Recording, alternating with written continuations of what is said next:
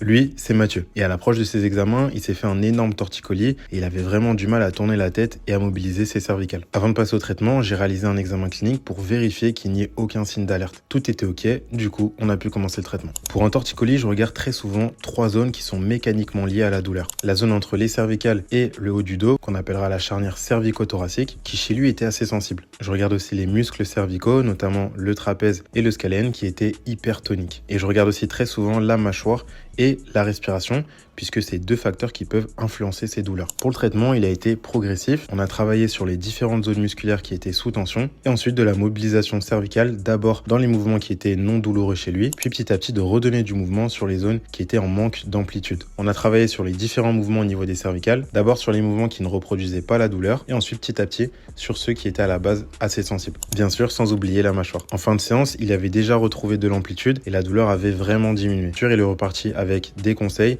et des exercices pour stabiliser tout ça. Et si toi aussi tu as un torticolis ou des douleurs cervicales et que tu veux être soulagé, clique sur le lien dans ma bio pour prendre rendez-vous. Et bien sûr, n'oublie pas de t'abonner. Prends soin de toi.